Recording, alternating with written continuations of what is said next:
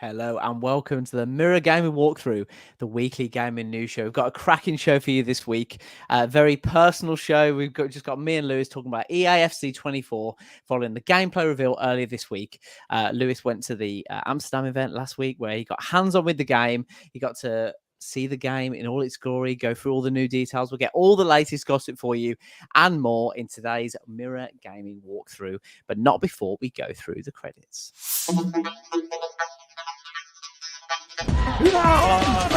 Are you prepared to go public with your KD online or no?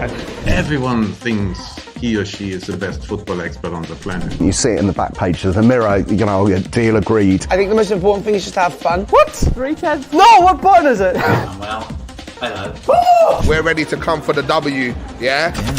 Ooh, 12. Ooh, here we go. If you can master second man press, you will defend 10 times better. Today I'm going to be reviewing the PSVR 2 headset.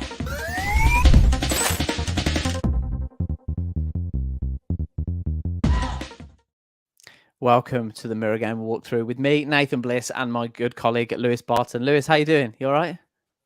Yeah, great to be here. Yeah, back from Amsterdam now, so ready to get into everything EAFC 24. Great. Back in one piece as well. Did you have a good time? Yeah, loved it. No, really, really good. Never been to the city before, so it was nice to experience all of it. Cool. Yeah, brilliant.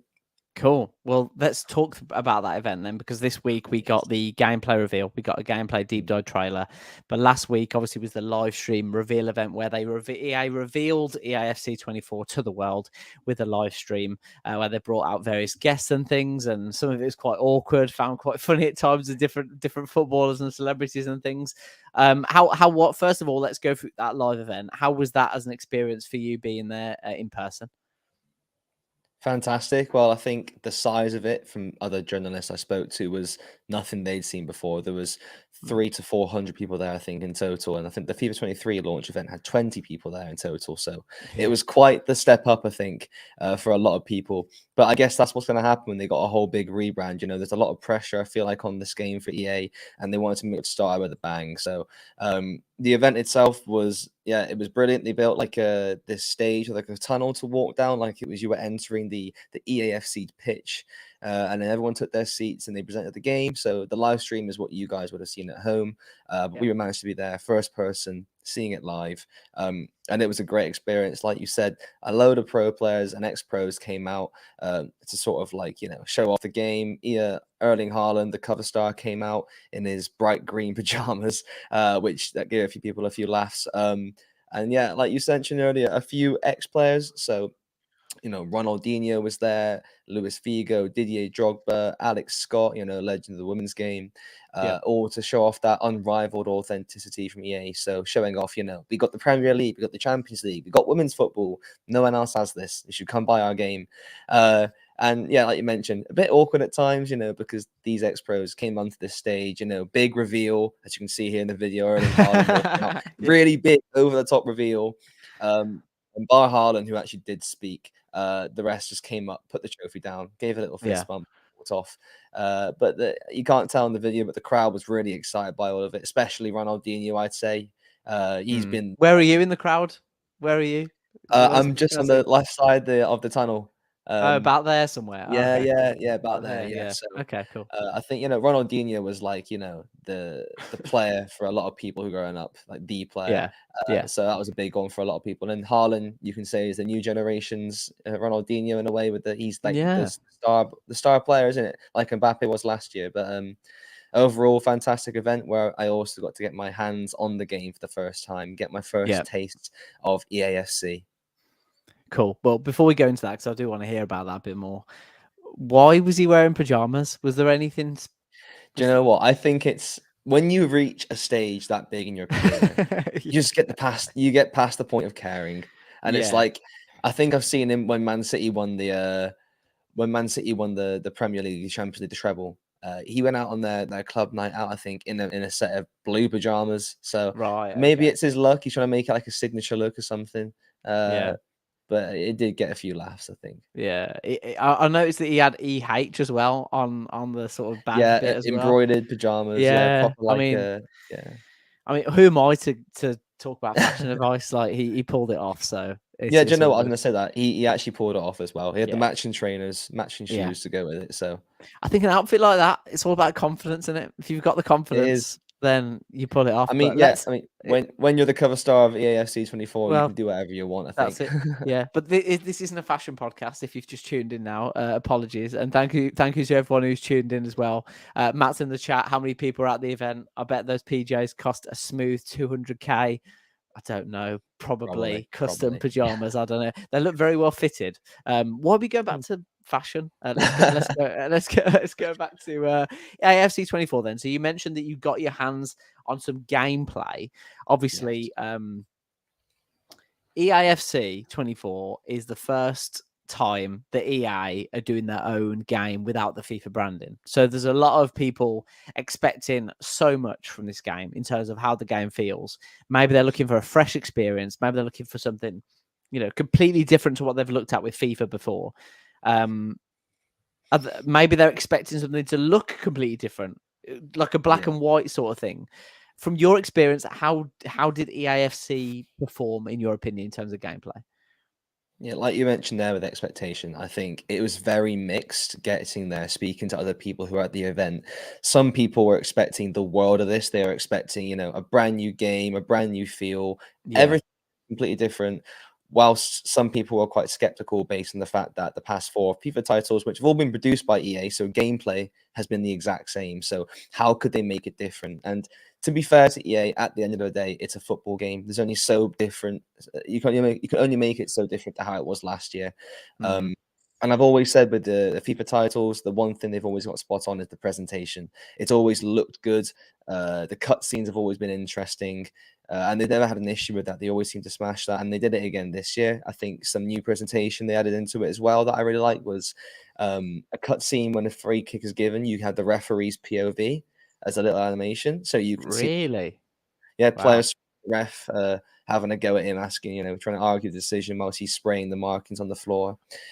So once again, presentation was fantastic. But the gameplay, I felt it was different to FIFA 23, but not massively, in my opinion. Okay. And I think, so yeah, the way it looked gameplay-wise, not much different. The way it felt gameplay-wise, not much different. But there were some features that really stood out that weren't in FIFA 23. So I think, the new Hypermotion V technology, you could really we're looking at now with the different play styles and things. Exactly. You could really tell a difference in that technology compared to Hypermotion 2. I think it was Hypermotion 2 and Hypermotion 1. They used the players from the second and third division of Spain to calculate their data who wore bodysuits, whilst this year they could use, I think it was volumetric data to get information from over 180 matches at the highest level, so Premier League, Champions League, to get 1.3 billion frames of data. So again, it's a lot of big numbers, it's a lot of big words, it's a lot of describing it.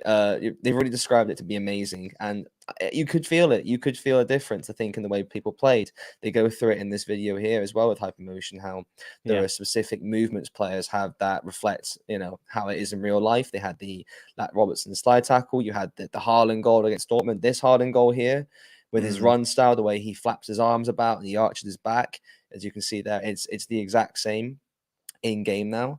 And I said with Haaland being the cover star, it sort of feels like all these things have been implemented to suit him, and he is extremely overpowered in the game. Every team, well, I say every team, there was 4 teams to use in the version we played. There was Manchester City, there was PSG, Chelsea women, and Lyon women. And Haaland was by far the best player I used. He was just a monster. Shooting techniques, there was new animations for that as well, which I think made it more interesting. They had a new precise passing system as well, which is part of the Hypermotion V technology, which players like De Bruyne, really suited them. It has like a little indicator where your pass is going to go, and there's new passing styles, like there was curved passes and all sorts. So I think it did feel slightly different, not massively different, but I think once the full game comes out, I'm excited for it. I got really high hopes. Cool. And I was just looking at the different play styles there and how they're sort of integrating that data into FIFA. I think this is probably the most exciting thing about this game for me, is that for so long, not because they didn't want to, but because the technology wasn't there, for so long, football games, going back to PES and then a FIFA as well, there's a lot of players that feel very generic. in terms of like how they move, how they pass, how they shoot. And there's certain players on Ultimate Team, for example. I'll give you an example. Me personally, I was really excited to buy Enzo Fernandez Future Stars because he's got great attributes. But then when I actually integrated him into my team, he felt so generic. He didn't have a face scan. He had like an average or stocky body type. The height didn't feel quite right because I watch a lot of football, so I know how a player should look, and I sort of get used to that watching the game. But I think with this technology, it's really exciting how genuinely, if you're playing with two top teams or an ultimate team against another ultimate team with top players, every player could feel unique. That's quite exciting. That's probably a first for football video games, which it sounds quite exciting. Yeah, and EA mentioned like the Trinity. They had this thing. It was the hypermotion. It was the The hypermotion V. triangles. Oh, the Yeah, triangles. it was a Yeah. triangle again. Yeah, Yeah. hypermotion V, the new Frostbite engine, and it was the EA Sports like Sapien tech. Yeah. And this tech, it pretty much it gave more unique body types, so scientific detail to the player's skeleton to help players look more realistic and muscular. So, like you mentioned there, you use players who feel quite generic. The Yeah. first person that I think of that comes to mind when I think of like not unusual, but like a standout player, like body wise and play style wise, is Adama Traore. You know, Mm. he is stocky and wide build, but like stocky as in muscular. Yeah. He no one else playing football has a body like him. Do you know what I mean? But then when you played FIFA, he looked the same as every other player. And from what they showed us in the presentation, Traore looked incredibly different, way more realistic. And it is even down to players like him who play for Wolves. You've got accurate play styles, accurate body types, accurate everything. So when you're using two big teams like Man City and PSG, because there's so many big names in those teams, you really do see like how they perform in real life reflected in the game. So Yeah. Mbappe, his running style, even the way he takes penalties, his shooting technique, Yeah. it looked just like how he shoots in real life. And Haaland's running technique, the same. Grealish on the ball, he was quite slow and a lot of shoulder dropping, a lot of feinting, and that comes into the play styles again. 34 play styles are being added in this year, like you just saw then slightly. I just wanted to go back to the Salah penalty because that was so. This is the Mbappe technique. This Salah penalty is really interesting because obviously they put that in there. So this is off the ball as well as on the ball. So that's where I feel like it could be really interesting because not only do you get that sort of like gameplay style, but also when they're off the ball, they could do things that you've seen them do in real life, which is sort of exciting as well. And I think that's the way you had the chat with the guy, just the FIFA ratings, people like Thomas Muller, who when they're actually in the game or on the ball, for example, there's nothing that really stands out, but they're still so good. And that's down to his footballing brain and his movement and his ability and those sort of manners.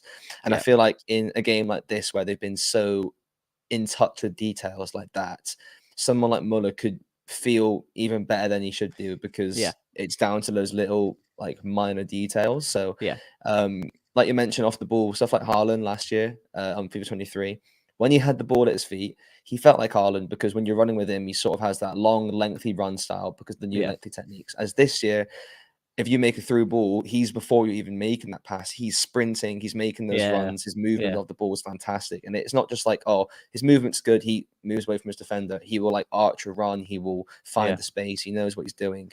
But I gotta say, with the play styles though, they're putting a lot of sort of hype into this about how important it can be. It is just replacing the traits traits that we use in FIFA 23, which I personally didn't feel make a huge difference. And apart from it did at the start, didn't it? It did at the start of the cycle, and then it sort of faded away. Yeah, well, I think like so they have this year they're going to have play styles and play styles plus. Playstyles Plus gives a player like an even better, makes it even better. So, for example, Vinicius Jr. was a standout, the Trickster playstyle.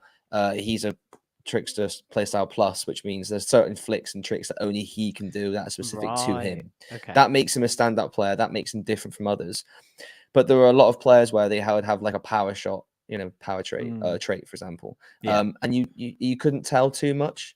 So I feel like the Playstyles Plus could be extremely overpowered. But whilst the normal play styles to me, I just weren't making too much of a difference on my first impression. Yeah, no, that's really interesting. And Vinny Jr. obviously is one of those ones where his running style is also very unique, and his skills are also very unique as well. And we saw some of the skills involved in there. I'll be interested to see like those players that have these play styles, the premium play styles plus. Sorry, I'm calling it premium play style. I'm used to like premium edition and stuff, but play style plus. I wonder if they'll be the ones that are like overpriced on the market at the start of the game because people want to have these specific play styles that these players have. And with the Ultimate Team play styles, because I know it works differently in different game modes. So, for example, in clubs, you can assign play styles to certain players, so it suits a player. So, like if you were an attacking midfielder in clubs and you wanted to take a lot of long shots, you could get the power shot traits, which gives you more power on the shots, which means you've got a better chance of scoring. In Ultimate Team as well, it was mentioned that, for example, say Erling Haaland gets a Team of the Week item because he scored a 92nd minute bullet header to win the game. His Team of the Week item will then have the play style, the bullet header trait, play style, which means he has an extra bonus rather than just upgraded stats, which EA sort of promised something similar in the past. In FIFA 23, they said, if Haaland scored a header to win a game and got a Team of the Week item, his heading stat would be increased, but that never happened. Never happened. Yeah, never happened. No, it never. I think they use didn't they use Bellingham as something, or they use him as. I think there was someone like Bellingham. I think it might have been Bellingham as an example. Maybe like he scored a long range screamer. And his long shots in game stat was like really high. Yeah, but that never happened. But I think the introductions of play styles make that easier for them to apply. So hopefully we'll see that regularly. That's really interesting as well. That Haaland goal as well. Obviously, that's a big deal because it's one of those ones that is very unique to that player.